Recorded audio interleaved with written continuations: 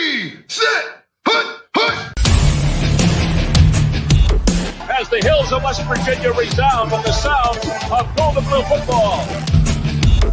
Almost heaven, West Virginia. Now let's bring on the Mountaineers. Goes around about the 50 to 10 to 5. A touchdown, West Virginia. He did it. He did it. Patrick White. Touchdown, Tavon Austin. But Don Nehlen's Mountaineers enjoy walking in where angels fear to tread. I think you think that these guys are going to fall over dead for you. Well, I got news for you. They're going to punch you right in the mouth. It's Mountaineer pride. Nothing cheap, nothing dirty, but West Virginia football. West Virginia football. We've no doubt tonight they shouldn't have played the old Golden Blue. Not this night. They've done it. They've done it.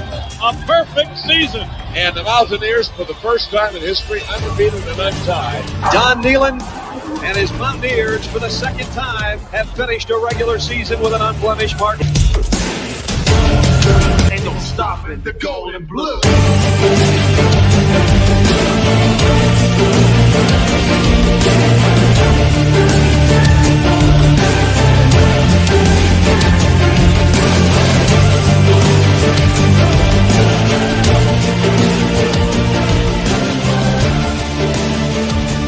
It is a great night to be a Mountaineer wherever you may be.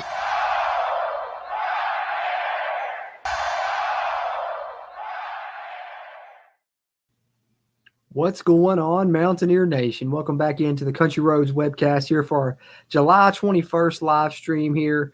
Going to unbox the Cold Rush mini helmet here momentarily. We'll let some more people flood in here before we get to that. But in addition, we've got some WVU football news topics, some clips I'm going to share, WVU roster update I want to provide. So we'll get to all that as well. But of course, as always is the case throughout these live streams, want to encourage you guys, leave your questions, comments, concerns in the chat. I want to talk with you guys a little bit, let you all guide the conversation as much as possible there as well.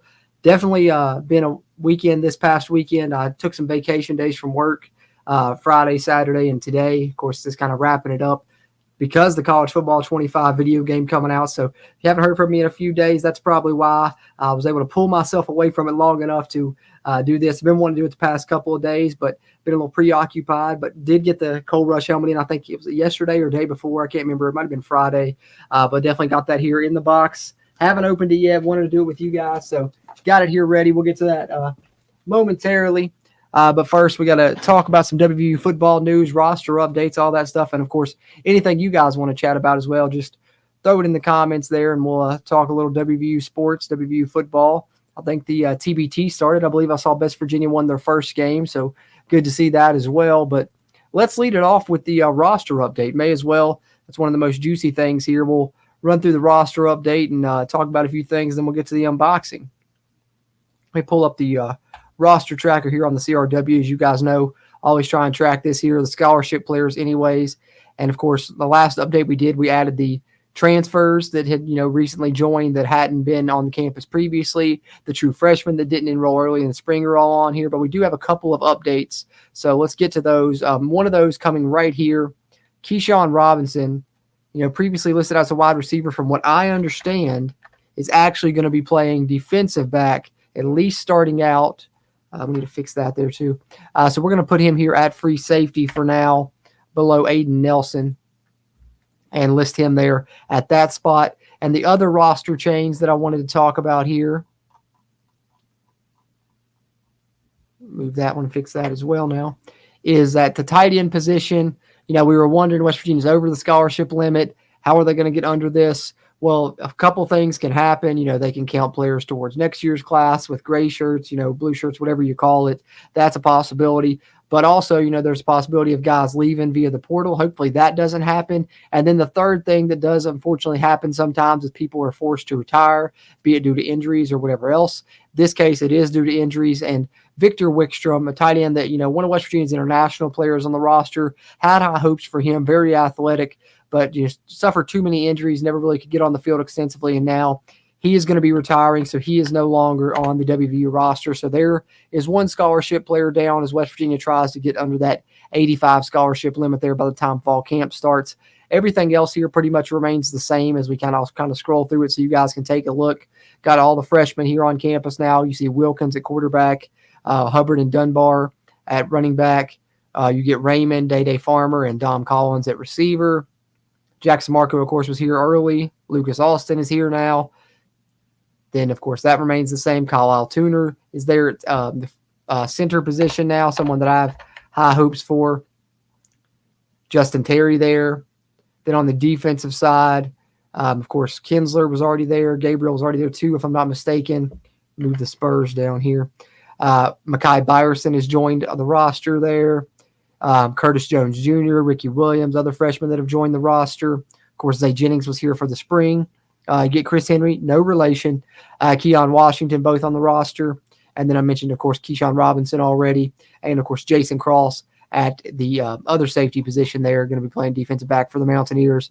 And, of course, some other transfers that hadn't previously enrolled are now on campus. Dantes Fagan being one there.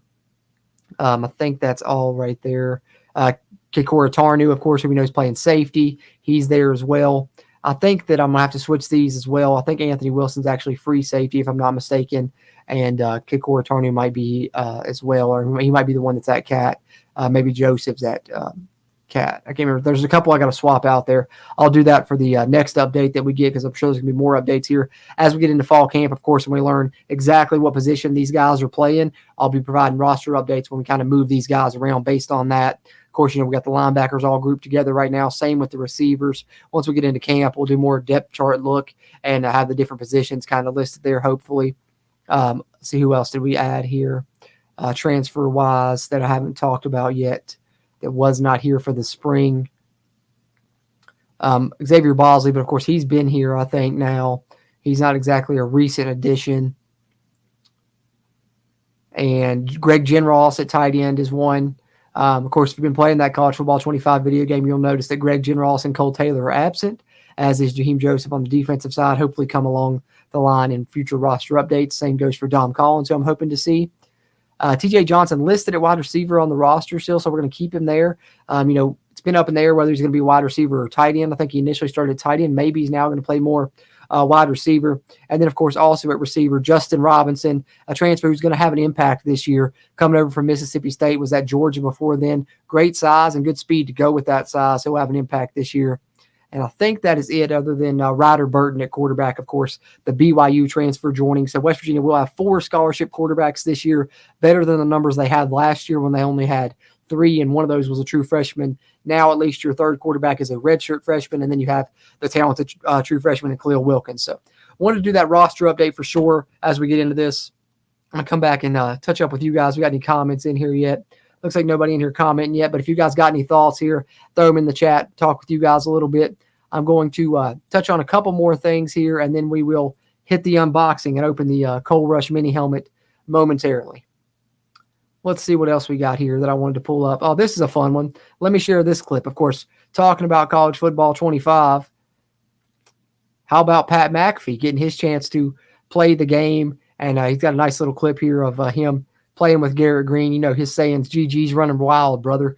And he says, first time playing this game, big thanks to the boys for the pointers and motivation. He said, my research is telling me Penn State won't be able to tackle you, and tagged GG. And I think he responded. But let's watch this here. It's pretty cool. I don't know how he plays on a screen this big. I think he's more focused on this little screen, and it's just kind of broadcasting here. But if you want to watch it on this one, that's where you'll be able to see it better. But watch Garrett Green on this play. It's pretty sweet. Oh, shit. Here we go. Oh!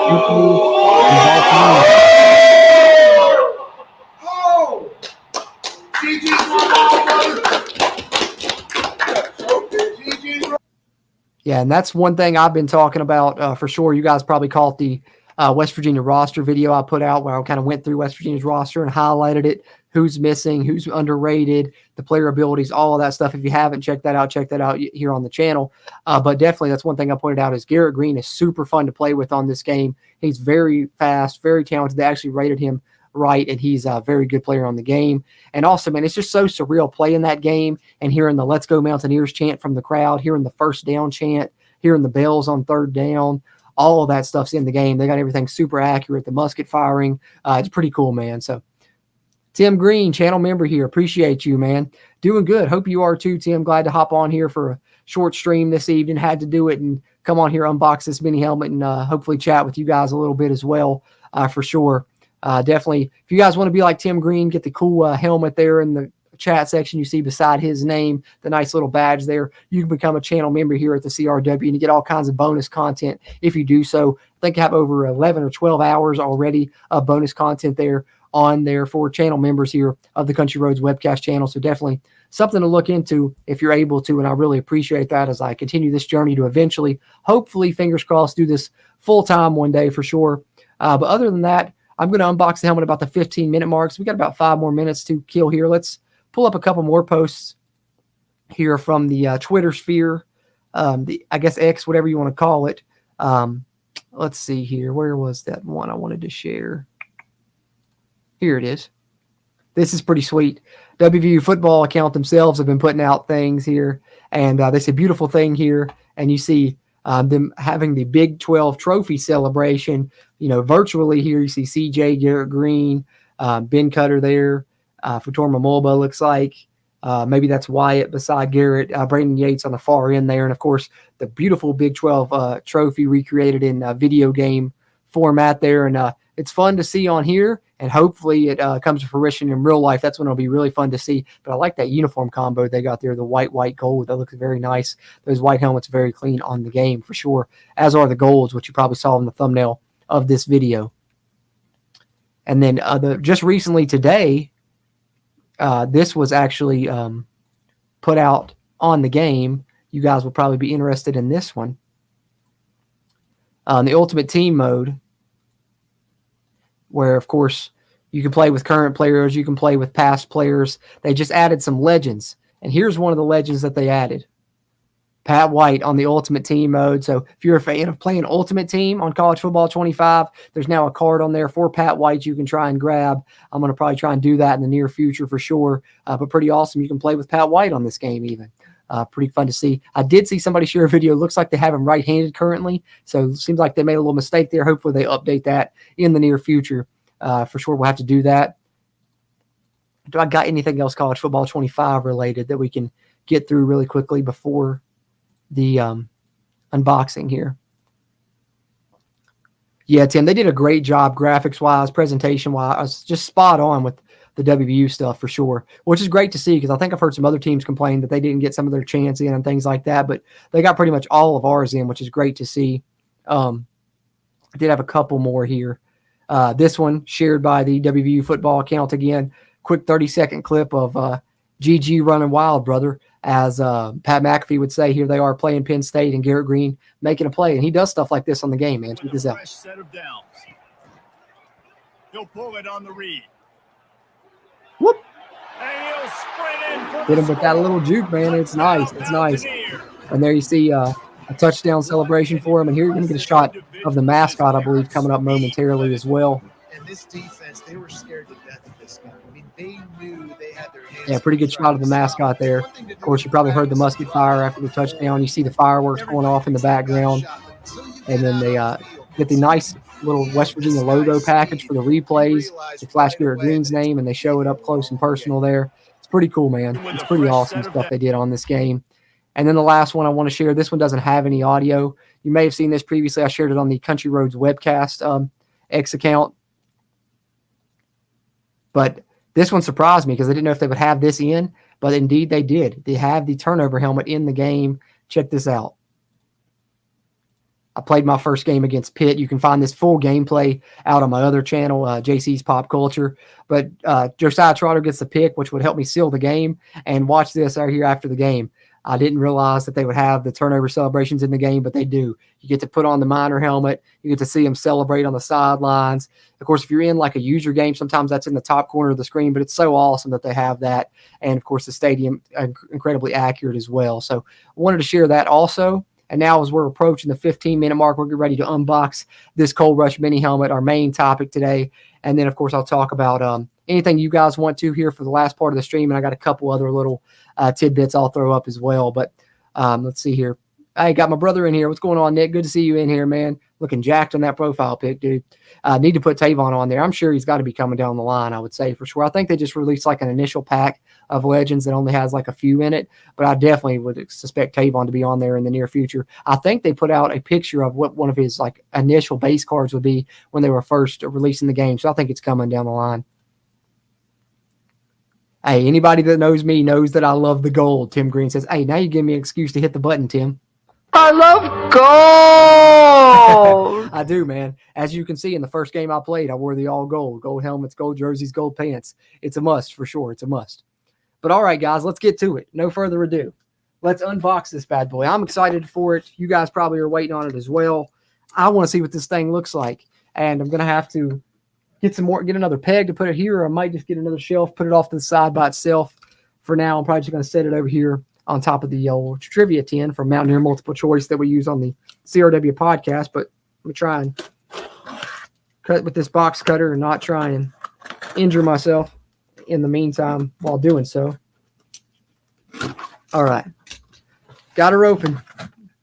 Salas says, you and that gold. I know I'm in the minority there. I know I am for sure. But, you know, it's my favorite. What can I say? You love what you love, you know. Even if nobody else likes it, you don't like it. All right. So here it is in its beautiful case. I'm going to pop it open, let you guys get a close-up of it.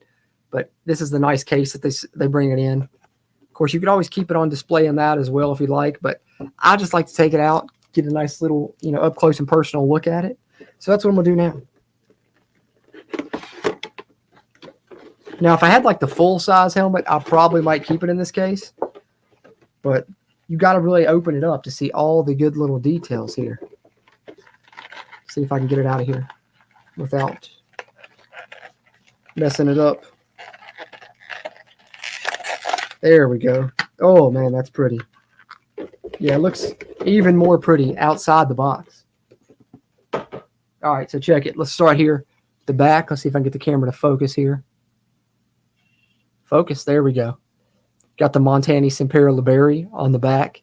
You see the back part of the stripe there, the black. And, of course, they took that from an actual coal wall in Grafton on the one they use on the uniforms and stuff. That's why it looks like that, because it's actually, you know, from a coal wall, which is pretty sweet. And we'll kind of do a slow spin here so you can see the state logo. That's one of my – I'm starting to love that logo, man. The state outline with the WV inside. I love that logo. I'm glad we got it on the gold helmets now too. So we got it on the gold, the white, and of course here on the Coal Rush. And then we'll come around to the front look here. Stay focused there, camera. And let me see if I can get a good angle of this here. Because on the original helmet, on the real helmets there, that looks so much like a light. Like it's supposed to look like the headlamp on the miner helmet. And it really does, because it starts white there and then, of course, fades into that stripe that's in the back that you saw, fades into the black and gray, the coal style. So it really does look like a light there on front. It's pretty awesome. And scroll around to the other side there, and you get a good look at it there. Like I said, the Montani Sempera Liberi on the back really just sets it off. So there it is, the Coal Rush mini helmet in all of its glory, looking nice and sexy. Big fan of this one. One of my favorite mini helmets that I have now, for sure. Like I said, I got to get a place to display it back there. So for now, we're going to post her up right there. Hey, at least she's in view. We'll take it. Pretty sweet. Love that mini helmet for sure, man. Nick says, can't wait to see him in the all black. They look so clean. I know, me too. I wish they would announce like preseason which game they're going to be wearing it for so that we would just know and can prepare for it. But I'm sure they're going to make us wait and we won't find out till like the uniform reveal that they do every week. Unfortunately, that's the downside of it. But man, I'm super excited about it. I kind of still wish that Penn State game was a night game for multiple reasons. But me being the uniform lover that I am, getting to wear those all blacks would have been awesome. But won't get to do that now with them playing at noon and that being an August game. But somewhere down the line, we will for sure.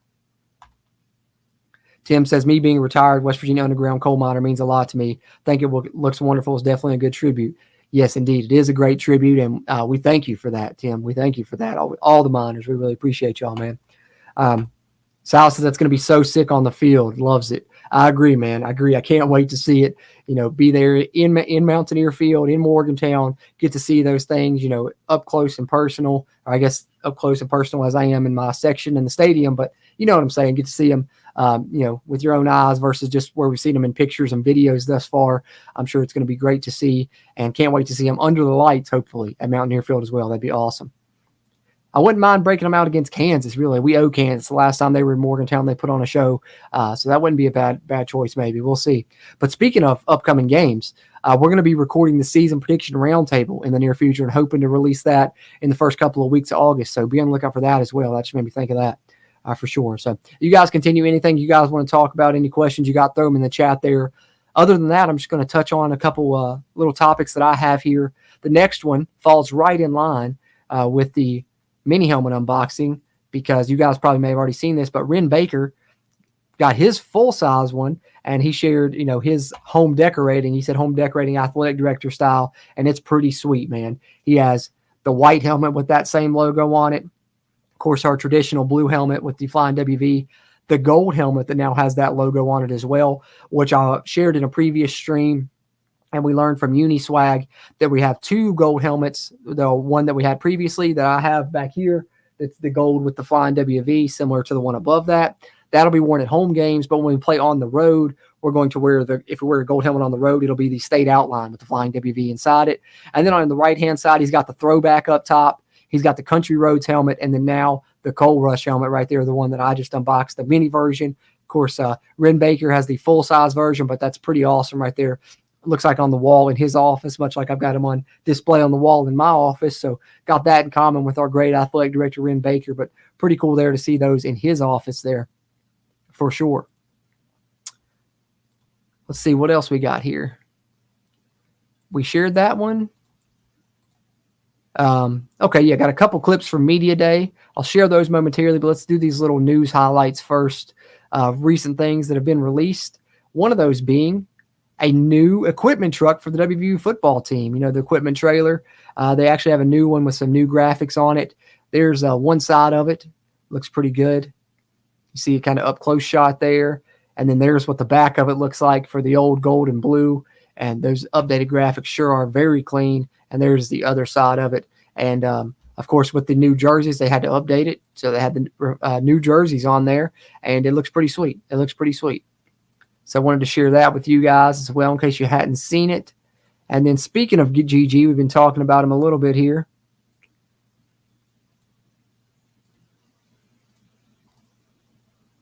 He was named to the All-State AFCA Good Works team. So another preseason honor for Garrett Green, who I think is going to rack up a lot of postseason honors by the time the year is done. But he's been getting at least a little bit of recognition in the preseason, and that's been nice to see for GG. I think he's in for a special season for sure. Salah says his guess for Game 1 Uni, Flying WV, blue helmet, blue jersey, gold bottom. I would be, if I was a betting man, Silas, that's where I'd place my money as well. I think when the game was announced not to be a night game, we pretty much locked ourselves into, the blue, gold, the traditional combo. And hey, I'm all for it. Let's go, classic look for, what once was a classic game. And let's hopefully get a win over Penn State at home for, the third time in the last, 40 years it would be, right? I think 84, 88, and haven't beaten them since then. So it would be special. Of course, we haven't played them too much since then either, but this will be a special and important win. And that leads right into the clip I want to share with you guys. So let me pull that up. Neil Brown talking a little bit about that game week 1. It's like a 30-second clip here. He mentioned it at Big 12 Media Day. So let me share that as well.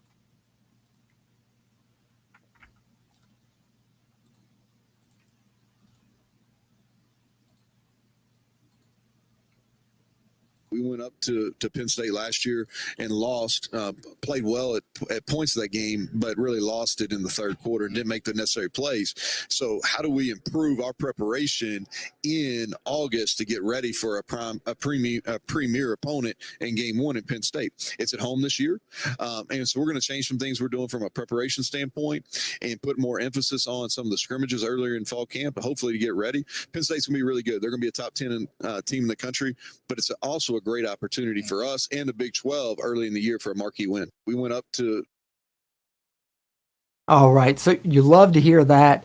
multiple things just because they're, already kind of shifting to Penn State early on. They're ready and prepared for that game. I've heard Neil Brown mention, James Franklin punching in that late touchdown multiple times. I think I've heard some of our players mention as well. So it's definitely something that they're using as a motivating point, which I hoped they would when I saw him pull that dirty play. Most people would have took a knee there and he punched the ball into the end zone. I hope that they're hanging on that and they use it to motivate them. But, I also like the way that he points out that they're changing up some of the preparation for this first game because, let's be honest, we've struggled in season openers recently.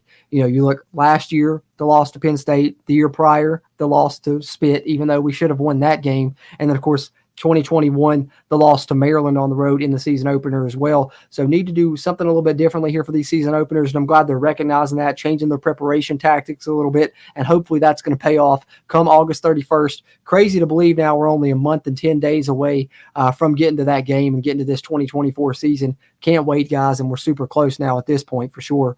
So wanted to share that clip with you guys, and then I have one more clip from Media Day, but before I share that, I wanted to highlight this here in case you guys didn't see it, and then I'll get ready to wrap up the stream before too long. Like I said, not going to be a long one. They just want to mainly do that helmet unboxing, do that little roster update, and then take any of your all's questions if you all had any. Appreciate everybody that's hopped in here live and chatted with me. Always appreciate y'all's interactions. But Fan Day has been announced coming up Saturday, August 3rd. That's my brother's birthday, actually. Shout out to Nick if he's still in the chat there. But it's going to be 9:30 to 11 a.m. in the West Concourse. Of course, get you a poster. They have, of course, the ones. I already have one of the ones that's kind of the smaller one that says, "This is what West Virginia football looks like." I'm looking at it right now. Can't see it. It's off here to the left. But they also looks like they have a now Coal Rush themed poster as well, which looks pretty freaking awesome. Aubrey Burks, Wyatt Milam, Sean Martin, and Garrett Green in the black uniforms there. That's an awesome looking poster as well. I'd like to get my hands on that one. But of course, you'll be able to get autographs in addition to getting the scheduled posters, get the autograph session with the team, and then you get to watch practice as well there for, I'm sure, about an hour or so. 30 minutes to an hour. So Fan Day, always an intriguing thing. And if you want to get up there, coming up in just a couple of weeks now, August 3rd. So fall camp starting, what are we, 11 days away from the start of fall camp, I believe, less than 2 weeks as they're starting on July 31st. So we're getting so close to the season. We can almost taste it, guys. That's pretty awesome. Can't believe it. Thought this off season would never get by because it's such a special season that I think we're in for in 2024. I've been very excited for it, and we're almost there, almost to the cusp of it with fall camp coming up. We're gonna have our season prediction roundtable podcast releasing in the near future, which means it's kicking off season 7 of the CRW podcast. Hard to believe it's already going to be our 7th season doing this thing, and then we'll be getting into game preview podcasts, game review podcasts, post-game shows, all that stuff coming in the near future. So, of course, got to remind you guys, if you're a WVU football fan and you haven't already, no better time than the present to subscribe here to the Country Roads webcast. Going to be a ton of content coming here starting about the next month or so, really starting in the next couple of weeks with the season prediction roundtable show, but it's going to be coming hot and heavy once we get into football season, of course. So great time to subscribe if you haven't already. And just one more reminder, if you're in here live, or even if you're watching this after the fact on the playback, hit the thumbs up button there on YouTube. Helps a ton with that YouTube algorithm. And if you didn't get a chance to hop in here live and chat, throw any of your thoughts or questions in the comments, and I'll try and respond to you that way as well. Tim says, I truly believe we're going to send Penn State home with a loss. I am a lot more confident in that game than I was, heading into last year. Last year, I thought we would keep it close, and we did for, about three and a half quarters. That third quarter kind of got away from us a little bit. We were in that game a lot in the first half, but also we didn't really open up our offense in that game yet. We didn't unleash Garrett Green running. We didn't have, Jaheim White really playing yet either. So we got some things for Penn State that they haven't really got to experience yet. And also having the home field advantage, that place is going to be rocking. I don't care if it's at noon or not. It's going to be an awesome atmosphere. So I'm more confident for sure. The one thing that worries me about it though, Tim, is that offensive coordinator that Penn State has, because it's the one that came from Kansas. And we saw what he did, last time Kansas was in Morgantown and they had that extra prep time and they came out against FCS the week before, didn't show their offense, and then came out and ran a totally different offense against us, really caught us off guard. So I'm interested to see what he does game one with the whole offseason to prepare. But hopefully, we know a little bit about that offensive coordinator now as well. Andy Kotelnicki, I believe is his name. But we know a little bit about him now as well, too, so we can be prepared for that. There's really no way for them to simulate what Garrett Green's running ability, his dynamic play capability, and, of course, same goes for Jaheim White and his explosiveness. They can't really, simulate that in practice or anything. That's just going to be something they have to adjust to on the field, and hopefully it takes them a long time, or hopefully they never get adjusted to it, and both those guys have huge games. And I think our defense is going to have to show up in a big way, but I am fully believing that they will do that. I think they have plenty of motivating factors, a lot of people underrating them, and I think they're going to be a really improved unit. So I'm quietly confident about that game too, Tim. But if you want to find out my thoughts, like I said, wait for that season prediction roundtable podcast coming in just a couple of weeks, and you'll know how me, how Steven, and how Brad are all feeling about that game, whether we pick it as a win or as a loss there as we get through and break down that WVU schedule each game and come up with our record predictions for the 2024 season coming soon to kick off season 7 of the podcast. But hey, glad to see Silas agrees as well and has a good feeling about that game. So we're not the only ones. I think a lot of Mountaineer Nation has a little bit of a quiet confidence, and, especially kind of builds when you see how much Penn State is thinking that they're going to come in and just absolutely handle us on our home field. And I'm telling you, that's not going to happen. It's going to be a close contest, I believe, all the way down to the wire. If we do lose the Penn State game, we should definitely beat Kansas for sure. Yeah, gonna need to win that one. When you look at our schedule, our first 5 conference games are really tough, but if we can win, 4 of those, we're in great shape there to have a chance to reach a Big 12 title game, which I think is our goal this season and something I'm hoping to see us do as well. We definitely have the capability to be able to do it for sure. Sal says this team's coming into the season hungry, and Coach Brown wants to win bad too. Agree there, Sal. 100% agree with you on that one. I think this team is ready to prove people wrong. Yet again, they might not have been selected last in the Big 12 media poll, but you heard them at Big 12 Media Day. Still feel like they're being underrated. Neil Brown says they're mentioning every other player in the league, but they're not mentioning Garrett Green. They're not mentioning his guys. And, of course, picking a 7th, they feel like that's a little bit too low. And they're still going to use that as a slight, still use that as motivation because guess what? They're not picked at the top half of the conference where they believe they're going to finish and have a chance in that play in that Big 12 championship game for sure. So they're coming in hungry. 100% agree with that one. This team's going to be motivated this year. All right, guys, you got any final thoughts there?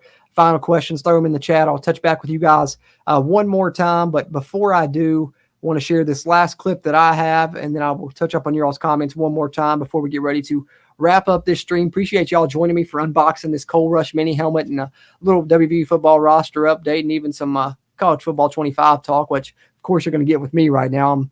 It's the main thing on my mind lately. But how about this? Another great job by the WVU media team with a little summary of Big 12 Media Days. We like to share their game recap videos throughout the season after WVU football wins, and, of course, their game trailers as well. They do an excellent job. And so here's just kind of something to wet our whistle prior to the season before we get a chance to get to those game trailers and those game recap videos as well.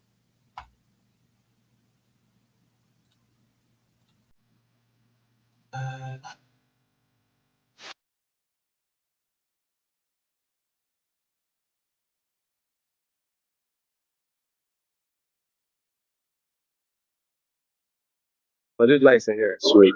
Like it. I like it. Thumbs up from Juju.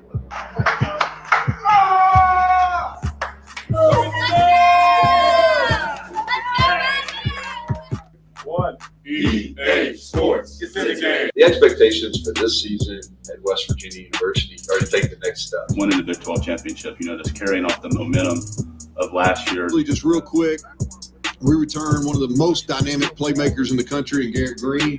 And so I'm excited about this group. I like the pieces. I think we have a chance to be elite on offense, and I really think we're going to be a much improved team defensively. So there you hear some good thoughts, some mini clips there. And I forgot about this one. I have to share this one, of course. At Big 12 Media Days, the players got a chance to play the game before it was released. Of course, now we've all got a chance to get our hands on it if you play the game. But here were kind of their thoughts, which is pretty cool to see as well. Garrett, Wyatt Milam, Sean Martin, Aubrey Burks. First thought, immediate reaction. Great. Took me right back to childhood. I'm really looking forward to playing it next week. Watch out, there's a door behind you. I'm really looking forward to it. I love it. I'll be up all day next Tuesday, running around with Garrett Green, Jaheim White, CJ Donaldson. I like it. The jerseys, the fans. Yes. That was awesome. That was awesome. So like to see them impressed with the video game as well. And like I said, the accuracy that they got from Mountaineer Field and for WVU, unparalleled. So, great job with that stuff. Sean Martin didn't look so happy. And one of the reasons why, he's one of the defensive players they really severely underrated. They severely underrated our defense on the game. Unfortunately, I'm hoping in a roster update that changes. If you want to hear more about my thoughts on that, I've got a video up on the channel you can check out for sure, where I go through the entire WVU football roster on College Football 25 and point out some players that they underrated, some players that are missing, things like that. So check that out as well if you're a fan of the game. And of course, if you are a fan of that game, let me share one more thing, guys, and then I'll touch up with your all's comments one more time. But while I'm talking about it, I may as well share this, because I did have someone mention in one of the comments that they didn't even know about this, because I guess I don't do a good enough job talking about it, but I try not to plug it too much. I don't know. I hate to feel like I'm bugging you guys for some reason or whatever. But if you haven't already, check out my other channel, JC's Pop Culture, where I do cover the College Football 25 video game. Now that it's out, I've been putting out videos for my Dynasty rebuilds and stuff. You can watch gameplay. I've got a video out. I think it was a live stream, actually. Yeah, where right here you got a full gameplay video you can watch of WVU versus Pitt. I played the full entire game there when I first got the game, the first night that it came out, and I played WVU versus Pitt. So if you want to watch WVU play Pitt virtually, head over to JC's Pop Culture, and you can watch that there if you watch that video. So check out JC's Pop Culture if you're a fan of that video game, movies, TV shows. Talk a little bit about those as well on my other channel there. So something else to maybe check out if you're into other stuff that besides just WVU football, but you can still find a little bit of WVU football content on there as well as it concerns with College Football 25. So I wanted to touch on that for sure. Yeah, that's the good thing about it, though, is he can't use the exact same offense he did at Kansas, because Drew Aller's not exactly mobile. But I'm just more so worried about the way that he kind of sneakily prepares things. Like that year when he was at Kansas, they showed a completely different offense against that FCS team, and then broke out their offense that they used, pretty much the rest of the year for the first time against us. So we had no film on it. We had no way to prepare for it. And now with him having a whole offseason to prepare, I'm just kind of interested and intrigued to see what he kind of cooks up with. That's going to be, I guess, something that maybe we're not expecting. But the thing about it is, it'll be something that we can adjust to and, make adjustments and kind of go with the flow more so than something that's kind of intangible on our end, which, Garrett Green's ability, Jaheim White's ability, stuff that they haven't really experienced. It's not really anything that you can just adjust to. It's just kind of, you got to hope to contain it, right? But I think that we'll do a better job with him. And the thing is, now we're ready for him. He was kind of flying under the radar then. He's not anymore, obviously, when he gets a big job at a school like Penn State. A lot of people know about him now. So that's the plus side of it for sure. Sounds good, Eric. I'll be at work tomorrow, so I think I'll be there at 8. So if you want to pop in, we'll try and work something out. Eric's gonna hopefully sell me some more of these WVU Steins here. I'm gonna hook him up with some food from the grocery store I work at and cut a little deal there with him. If we can get together at the right time. We've had troubles getting our schedules to line up, but maybe tomorrow will be the day. Hope to run into you if so, Eric. Appreciate that, man. Hey, thanks, Tim. I really appreciate that, man. It was about time, right? It's about time. But there'll be definitely more of these coming, of course. The closer we get to the season, not only will we be having the podcasts every week, but I'll be having, at least one live stream per week as well, where we can get your all's predictions for the game in the chat and stuff, since you guys will hear ours on the podcast. I always like to get your all's in the live stream later in that week, either Thursday or Friday, usually before game day. So it'll be fun. Yeah, I agree with that. Sean Martin battled through a ton of injuries throughout his career. And, like you said, being extremely ill as well. Definitely, that's one thing that I'm hoping this year is he can, fingers crossed, stay healthy throughout this season and really put it all together for the Scouts, because that's a guy that could be, a future NFL player if he can get that injury bug off of his back. And, of course, I'm always rooting for him, coming from the same high school as me as well, Of course, I was there many moons before him. Hey, I feel you, Eric. He said he put another $250 on his over 6.5 wins for the season.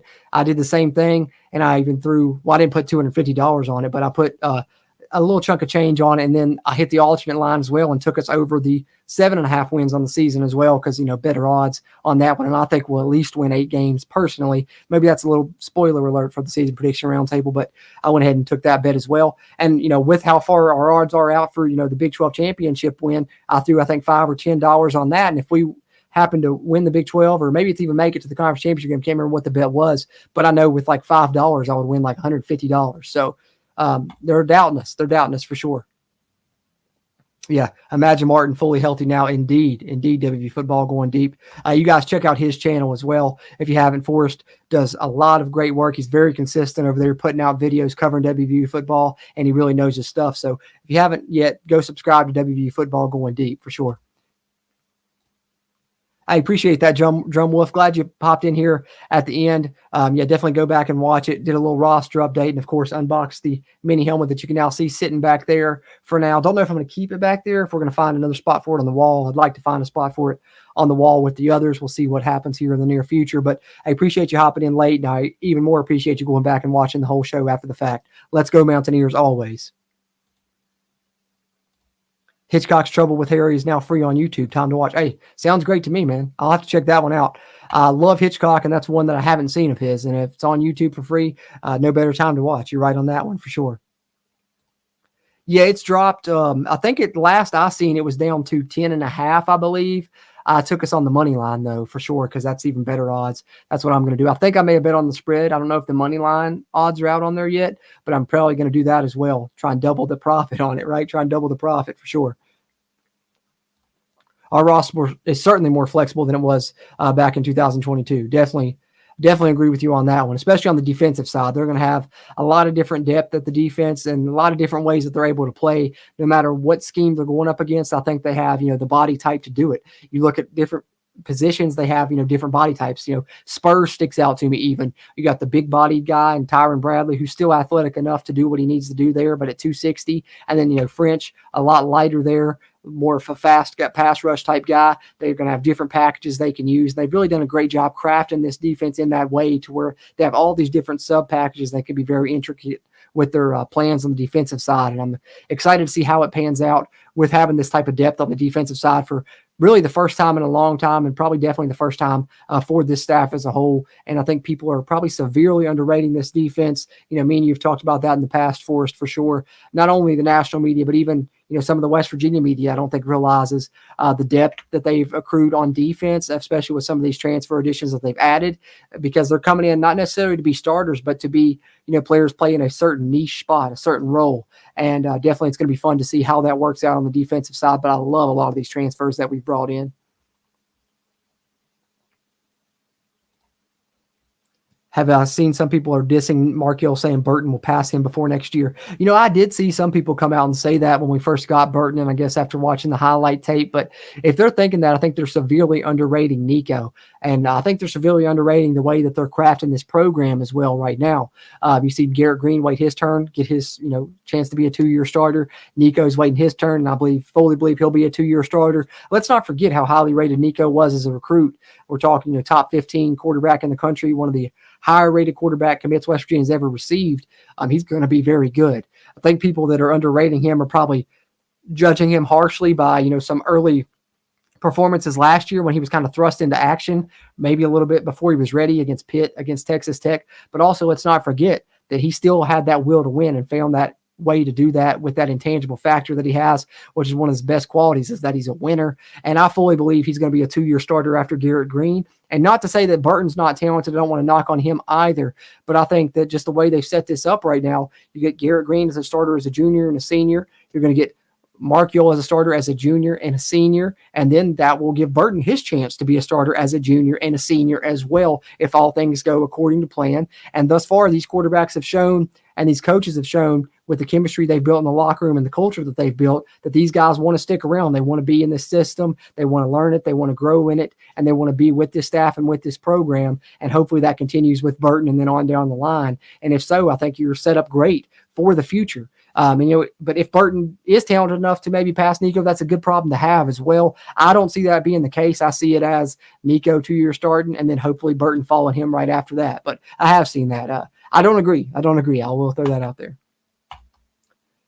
Doug Hurst says, as with most games, it will be won or lost at the line of scrimmage, and I'm optimistic. Me too, Doug. Me too. I know Penn State's going to have a solid defense again, but they did lose, some pieces on that defense and on that defensive line, which hopefully, we did lose Zach Frazier, obviously, Doug Nestor as well, but I think Nick Malone and Bosley will fill in Doug Nestor's spot. And I've got a lot of faith in Brandon Yates. I think he's going to be a really good center for us this season as well. I think a lot of people are expecting our offensive line to take a step back. I think they're going to remain on par. We'll see if they can even improve. It's just going to be different without having Frazier there, obviously.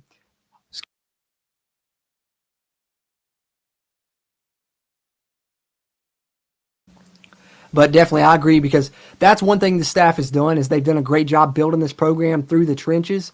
And for sure, that's why we're finding success now down the line. And, you compare it to someone like, just to throw it out there, Colorado. Colorado is not going to find success until they learn that you can't build an offensive line, defensive line through the transfer portal. That's something you have to craft over years. And that's, when the staff came in, they made the decision, okay, we're going to go young. We're going to play these guys. We're going to kind of suffer, take our lumps these first couple years. But by our third, fourth year, we're going to have a really strong unit. And you started to see it, back 2020, 2021, started to get there. And then, of course, really came into fruition last year when you have the number one rushing offense in Power 5, and you have a defense that leads the Big 12 in sacks, despite hardly ever sending, a blitz. They were doing it, rushing 4 guys a lot, and you don't do that without a great defensive line. And this staff realized when they came in, they want to have a great program that's not here to be, 1-year wonder, but a program that can be a consistent winner. They had to build it through the trenches. And they've done a great job doing that on both sides of the ball. And you're right, what games are won or lost there. And so we've got a great chance in pretty much any game we play, because we're going to be strong on both those lines. I truly believe.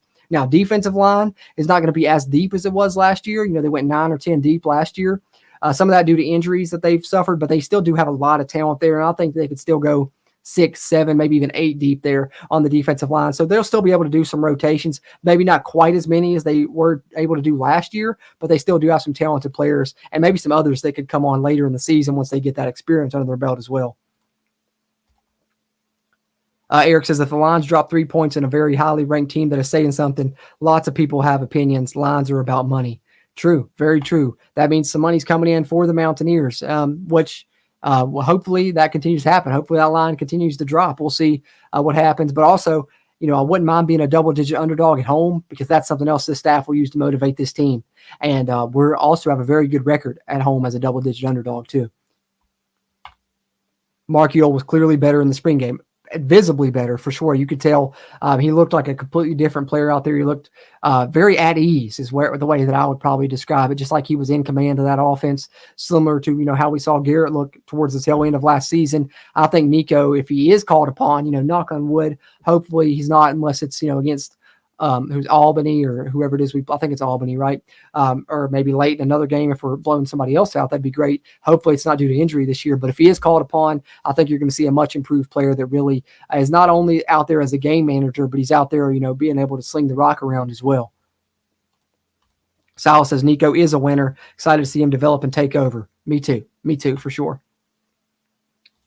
Tim says he tries his best not to pay attention to outside noise, finds more information on my show. That's true. Hey, man, I appreciate that. I think that that's 100% true. I like to watch some of the national shows as well. Not as much as I used to, but also when they talk about WVU, it does nothing but aggravate me, because you're sitting here saying, that's not right. That's not true. You're way off on that. And so if you're someone that does follow it like you do, Tim, or you cover it like I do, like WVU Football Going Deep does in the chat there as well, it does nothing but frustrate you when you hear people talk about WVU and they just don't even really know what they're talking about. It gets a little frustrating. So I understand only following the WVU shows for it. I get that.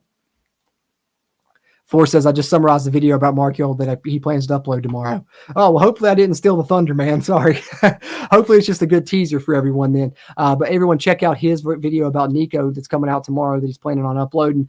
I'm sure it's going to be really in-depth and a lot more detail than I just gave, and he's going to give a great breakdown and really assess that situation and tell you guys why Nico's not only holding on to that backup spot, but he's going to be the starter of the future. And I can't wait to see that, Force. It's going to be great content. Everyone in here that's WV football fan, be sure and check that out and check out his channel. Force says the biggest key on the offensive line may be the fact that the backups are ready to play at pretty much every spot with minimal drop off. Should be able to rotate some guys and keep guys fresher and healthier. Great point there, because a lot of these guys that are in those second string spots are guys that the staff's really high on. Johnny Williams that came in, a massive guy. He's going to be there. Sully Weedman, someone else they're really high on.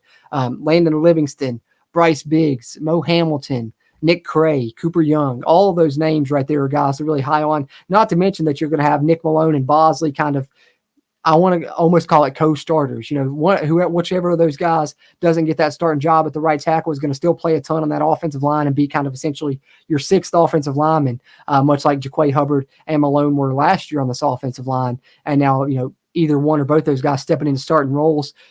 That's one thing that I think a lot of people outside the program aren't realizing. Oh, they lost 2 starters in the offensive line, but they're not realizing that the people that are stepping into those roles are guys that have been in this program the whole time. We still have a ton of juniors and seniors, a lot of experience on that offensive line. So 100% great point for us. Great point. Moving Hamilton to D-line should improve the depth issue there, and Gabriel may move outside. 2 deep is exceptional. Third level is young, but very talented. Should be able to give us 10 snaps. I think so, too. I think that there is, like you said, some young guys there that could give us snaps maybe down the line later in the season, and you could get to that, almost same depth you had on that defensive line last year. But appreciate you pointing that out about Hamilton. Hadn't even realized that he made that switch to defense, so that'll be another roster update I'll have to do in the future when we get into fall camp. But, hey, that's a good move for him. I like that. I think some of our defensive linemen, are flying under the radar. People know about Eddie V. They know about Sean Martin, but I don't think they know enough about Fatorma Mulba, about Hammond Russell as well. Both those guys are going to be really good players. And then that's not even getting into some of the transfers we brought in, the TJ Jacksons and some of the young guys you mentioned there. Gabriel, maybe playing a little bit of the wide technique. And let's not forget Asani Redwood. That's a guy that has really high ceiling, racked up a ton of sacks, and hopefully he's finally healthy as well. So there's still plenty of bodies there, and I think they'll be very formidable along the D-line yet again. Green and Markey have proven that they have the it factor for leadership. I expect that's what Brown wants at QB, but haven't seen it in Burton or Wilkins yet. Yeah, hopefully, maybe it's something that we'll see when we get a chance to see him more. But I agree, it's kind of an intangible thing. And Green and Markey both have it in spades. That's one thing that I think we can say about both those guys is they're winners. They know how to win, and they're willing to do anything to get the win. Kind of a clutch gene. That it factor, as you termed it, there's a great way to put it for us, for sure. Very lucky to have Nico, indeed, Doug. I agree.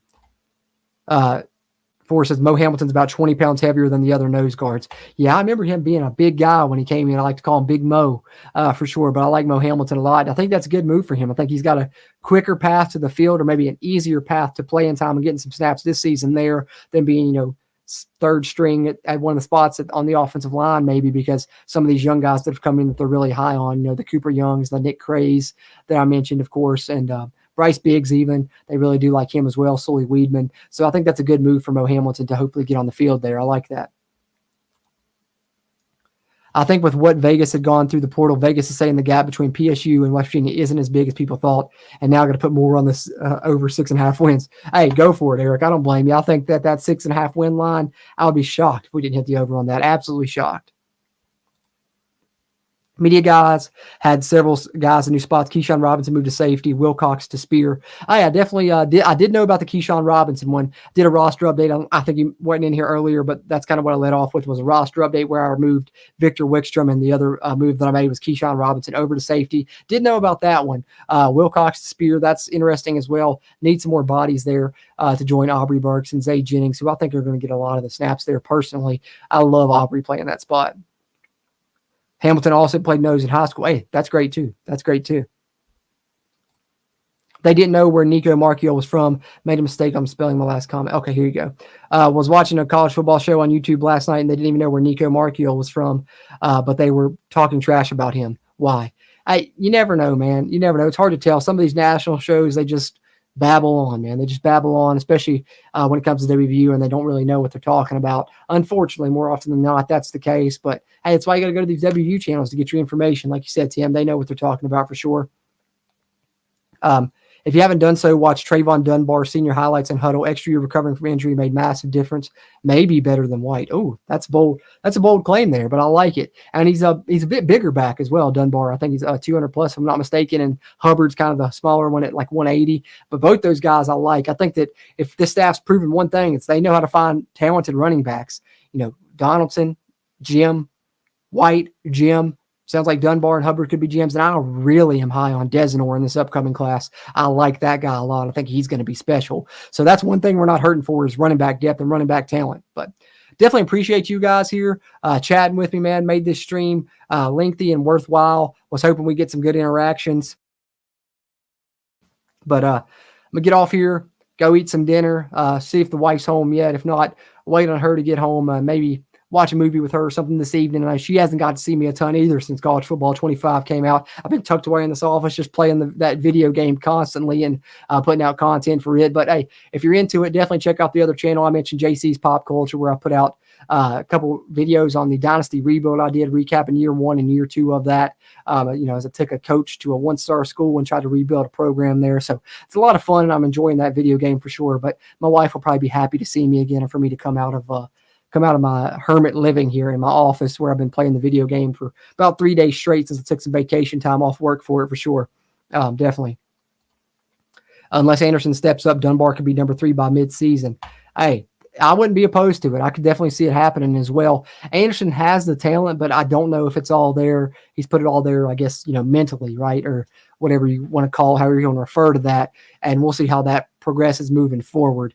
He's one that I've got my eye on that I'm hoping sticks around, but if he gets passed on the depth chart, that could be somebody that, clears out one of those scholarship spots. But, you look at that Oklahoma State game 2 years ago, the talent's definitely there. And he would be a great one to have as a third running back. But, these freshmen are not going to come in and, be down in the pecking order. If they're talented enough and if they're putting it together mentally, they're going to take that jump, and we need that third running back. So Dunbar might be that guy. You could be right there for us for sure.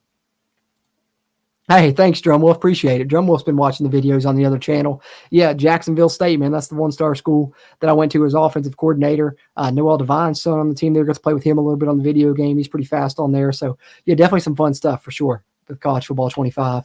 WVan23 said national media never does their homework before talking about us. Like you said, it's irritating. They need to do their research. 100%, man, 100%. But, at this point, I don't know why I expect them to. It's been, years and years as a WVU fan. It's the same thing year after year. But that's the good thing about this coaching staff is they use stuff like that as motivating tactics. Neil Brown's a hell of a motivator, and he finds little things to motivate this team week after week. And, season long last year with the 14th pick, and I think he'll have this team, as I mentioned earlier in the stream, hungry and ready to go from week 1 against Penn State. Can't wait to get to talk about that game here in the near future. Like I said, season prediction roundtable podcast coming out in just a couple of weeks. We're so close to the start of not only a new season of the Country Roads Webcast podcast, but also a new WVU football season. It's hopefully going to be a very successful one here in 2024, and can't wait to talk about it more and more the closer we get to it, guys. Like I said, just a little over a month away now from that season opener, and we're less than 2 weeks away from the start of fall camp. So going to be a ton of WVU football coverage coming here on the channel. No better time to subscribe if you're a WVU football fan. And whether you're watching this live or after the fact, be sure just take a second, hit that thumbs up button, give me a like. Helps a ton with that YouTube algorithm. If you did get a chance to chat with me live, throw your thoughts in the comments. I'll try and talk to you there. But I appreciate everybody that hopped in here and chatted with me, got a chance to watch this live, or even if you're watching this after the fact, I still appreciate that as well. Always appreciate you guys here in the Country Roads webcast community. Enjoy talking WVU football. Can never get enough of it, as I'm sure all of you guys all all cannot as well. We always talk WVU football probably way too much, but glad that we have a home here to be able to do it and talk with each other about it throughout these WVU football channels here on YouTube. And glad you chose the Country Roads webcast tonight to come tune in for a live stream here, the July 21st edition. Back at it, and we're going to continue to have more and more WVU football content the closer we get to this, what I believe is going to be a special 2024 season. But having said that, as always, I'm Jordan Cruz, and until next time, let's go Mountaineers.